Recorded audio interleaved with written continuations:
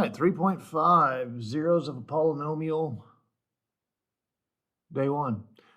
So the first thing I seem to have highlighted is number 3. At what points do the graph of x cubed minus 2x squared minus 16x plus 20 and g of x equals negative 12 intersect? You are supposed to do this one by hand. Not meant to be a calculator problem. So they intersect when they're equal. Like, that's what it even says in the text. You know, if you think about the graphs intersecting, that's where they have the same y value. So we're just going to set these two things equal to each other. That's substitution or transitive property. And then I reckon we'll shift left because, you know, that's just kind of what we do when we're in doubt. 20 plus 12 being 32. The reason we're shifting left and setting equal to 0 is because I'm quite confident this thing factors. If you look at the first two terms, you'll notice they both possess x squared. And if you pull an x squared from x cubed, you have an x. If you pull it from a negative 2x squared, you have a negative 2. And remember I told you if you saw four terms in my room, it was probably factoring by grouping. And it is, because if I put a negative 16 here, I would have negative 16x plus 32. So the common factor between these two pieces is x minus 2, and the stuff left over is x squared minus 16. But wait, there's more. X squared minus 16 factors. Yes, it does. It factors as x minus 4 times x plus 4. You should have figured out that special pattern by now because you've done so many of these. So our x values are 2, 4, negative 4 by using ZPP. That's by the zero product property. Think about setting every factor equal to 0. X minus 2 is 0 and so forth. Now it says points, aka ordered pairs. When you set something equal to 0, this is the y value. The y value is 0. So each of these happen when y is 0. Ta-da! There you go, kids. Not hard. It's really not. All right, sketch the, of course, that's actually not right in the original context, but it does it algebraically. Sketch the graph by finding the zeros, the y-intercept, the x-intercept, and the end behavior, think power function, of the equations shown. I have number 5 highlighted. Your zeros, you should be able to pick up pretty quick. It should also say multiplicity. Yeah, it needs to talk about multiplicity. It does. So your zeros are pretty simple. They're x equals negative 3, 1, and 4. Now, the negative 3 has a multiplicity of 1. We cross the x-axis. The 1 has a multiplicity of 1. We also cross the x-axis. And then the 4 has a multiplicity of 2. We touch. Your y-intercept is found by letting x be 0.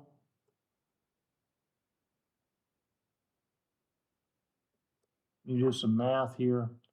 You got a 3, a negative 1, and a negative 2. That makes 6 when you multiply them together. You have a 4 that gets squared. That's 16. And 6 times 16, I'm pretty sure, is 96. So you have a y-intercept at 0 and 96. Crazy, huh? You'll just have to, you know, pick a spot and call it negative 96. Or sorry, that's the wrong place. You'll just have to pick a spot up high and just call it 96. Because it's just so high. Now, let me double check my math. 0 plus 3 is 3, times negative 2 is negative 6. This is negative 1, that makes 6. 4 squared is 16, and I'm good with that. Your x-intercepts came from your zeros, so your x-intercepts were 0, negative 3, 0, 1, and 0, 4. So 0, negative 3, I don't know why I wrote it like that. My God, I am tired, apparently. I completely just like had dyslexia there. I got my x's and y's confused. Bad math teacher. Horrible math teacher. All right, that looks better. Negative 3, 0, 1, 0, and then 4, 0. Now, the power function you get by doing near math. That's what it is. It's near math. I'm going to grab this negative 2. I'm going to grab that x. I'm going to grab that x. I'm going to grab this x squared because this squared component. If we did a whole bunch of work, the power function would be negative 2x to the fourth, which, by the way, that is a negative x to the even. She starts low and she ends low. So I already know that this graph's going to shoot down towards negative infinity on the left and the right. Negative 3 was a crossing point, so I'm going to cross the x-axis. 1 was a crossing point. I'm going to cross the x-axis, so I had to curve down towards it.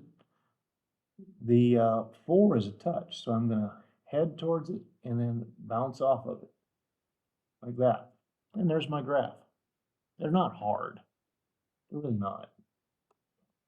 Moving forward with my life, find the zeros of the function and describe the behavior of the graph at each zero. Do this by factoring. And this one is a factoring by grouping problem. The other two are not. I looked at those terms and I decided really quickly that they both possessed an x squared. If I pull it from x cubed, I have an x. If I pull it from negative x squared, I have the negative 1. I know that I can pull a negative 25 from both of these pieces and create the x minus 1 again. So the common factor between those two pieces is the x minus 1, and the stuff left over is x squared minus 25. But wait, there's more. X squared minus 25 factors as x minus 5 and x plus 5. Now, remember, multiplicity is determined by the exponent on the factor, and each one of those factors has an understood 1 for an exponent. So your zeros are x equals 1, 5, and negative 5, and they all have multiplicity of 1, which means they all cross. I don't know why my board's not keeping up with me. It's like one of my students. The x-axis. Apparently I'm too fast for a computer too. Let's see, 9 was not highlighted, 10 was. What are the real and complex zeros of the polynomial as shown in the graph? Use these zeros to completely factor this thing over the complex number system. So I've given you 3 of the zeros. Your 3 zeros are x equals negative 1, 0, and 1, and they all cross, which means they have a multiplicity of at least 1. They could also happen 3 times or 5 times. We're going to find out, okay? We're going to find out. We're going to use a little synthetic division, and we're going to divide each of those 3 things out. I'm just going to start with the 0 because 0 is small. And the coefficients would be 1. Notice the gap here. There's no x to the 6th. I need the 0. There's an x to the 5th. There's no x to the 4th. I need a placeholder. There's an x cubed, and it's negative. There is no x squared. There is an x, and there's also, at the end, there's no constant. So I need to have a 0 there for that placeholder, or this is going to go wrong. That's one that gets kids, when the constant's not there. I'm almost certain it's gotten me a time or two. So, anyways, your acronym for synthetic division was DMA. We're going to drop the 1. 0 times anything is 0. We're going to add 0 and 0 and get 0. 0 times 0 is still 0. 2 plus 0 is 2. 0 times 2 is 0. 0 plus 0 is 0. 0 times 0 is 0. 0 plus negative 1 is negative 1. 0 times negative 1 is 0. 0 plus 0 is 0. 0 times 0 is 0. 0 plus negative 2 is negative 2. 0 times 0 is 0. Whew, I don't think I took a breath that whole time. And 0 plus 0 is 0. This time I'm going to go after the 1. Drop the 1. 1 times 1 is 1. 0 plus 1 is 1. 1 times 1 is 1. 2 times 1 is 3. 1 times 3 is 3. 0 plus 3 is 3. 1 times 3 is 3. Negative 1 plus 3 is 2. 1 times 2 is 2. 0 plus 2 is 2. 1 times 2 is 2. And 2 plus a negative 2 is a 0. And I just keep going, Because if I have a remainder of 0, and I doubt you remember it, you just keep doing what you're doing.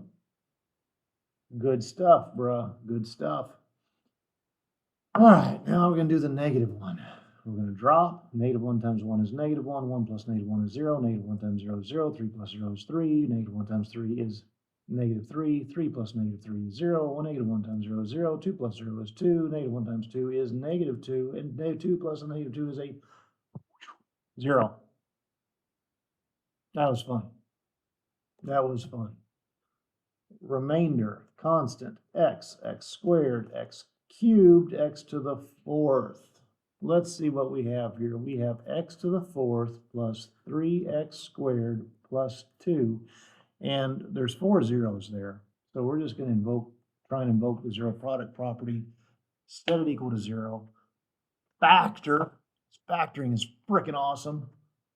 Takes an x squared and an x squared to create an x to the 4th. Factors of 2 are simply 1 and 2. And it works because the outside is going to make 2x squared, and the inside is going to make a singular x squared, and x squared plus 2x squared is 3x squared. And, you know, maybe some of y'all know how this works by now, maybe some of you don't. It'd be cool if you did. X squared plus 1 is a 0, x squared is negative 1, x is the plus or minus the root of negative 1, which is plus or minus I. All right, next one. X squared plus 2 is 0. X squared is negative 2. X is plus or minus the imaginary root of 2. And you're supposed to factor this over the complex number system, which means real plus imaginary. So let's look at all of our zeros. This was a 0. The factor is x plus 1. This was a 0. The factor is x. This was a 0. The factor is x minus 1. Those are the 3 real ones. Now, if x equals negative I, x plus I is the factor. We just changed signs. So we have an x plus an I. We also had an x equals a positive I, which is x minus I. Here we have plus or minus the imaginary root of 2, so one of them is x minus the imaginary root of 2, and the other is x plus the imaginary root of 2. Pay attention to these relationships. Conjugates, conjugates. Complex, funny answers always happen in conjugate pairs. All right, good times. And that's it. That's all your homework I'm doing. I did the hardest one on there for you. You are very, very welcome. Hope you learned something.